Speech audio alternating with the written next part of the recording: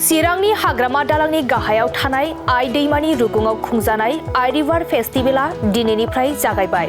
12 साननि थाखाय खुंजागोन हाग्रामा दालांनि गाहायाव थानाय आइ दैमानि रुगुङाव आइ रिभार फेस्टिवेला। नंगौ, गोदान बोसोरजों लोब्बा लाखिनानै दाब दाब जायगायाव लावखार ओंखाम जाग्रा थावनि बेखेवबाय थानायखौ नुनो मोननाय जादों। थिग बेबादिनो चिरांनि हाग्रामा दालांआवबो गोदान बोसोरजों लोब्बा लाखिनानै आइ रिभार फेस्टिवेलखौ 12 साननि थाखाय बेखेवबाय। मख'नो गोनांदि माखासे बोसोर दैजिं मेला मुंजों बे थावनियावनो फेस्टिवेल खुंनाय जादोंमोन, नाथाय 5 बोसोर दैजिं मेलाखौ बिटिसि सरकारा दोनथ'दोंमोन।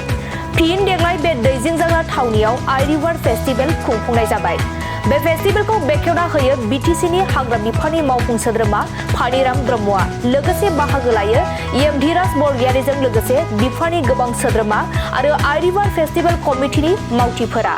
हाग्रा बिफाननि मावफुं सोद्रोमा फानिराम ब्रह्मआ फोरमायनाय बायदिब्ला दैजिं फेस्टिवेलखौ फैगौ बोसोरनिफ्रायनो फिन खुंफिनगोन होनना फोरमायदों। तो दिनैहाय जोंहा आइ रिभार फेस्टिवेल बे आरम्भ जाबाय। बे हिसाबैनो दिनै बेखौ बेखेवनायबो जाबाय।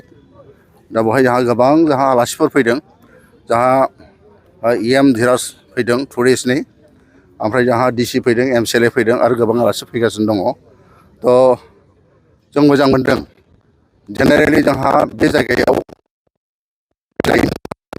एबाराव जों नेक्स्ट इयारनिफ्राय जों खालामनाय जागोन।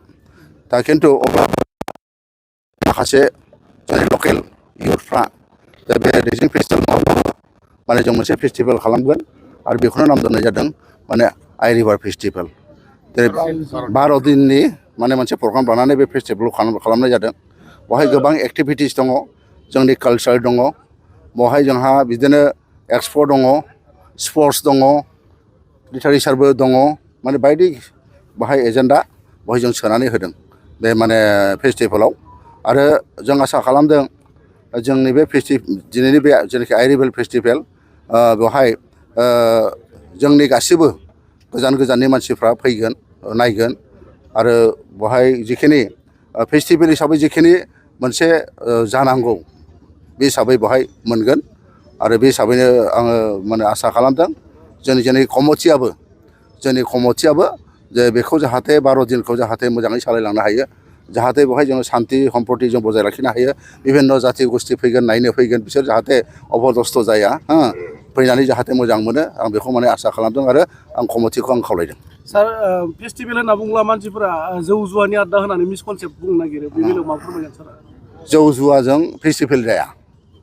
जौ जुवाया एसे बेलेग बुस्थु।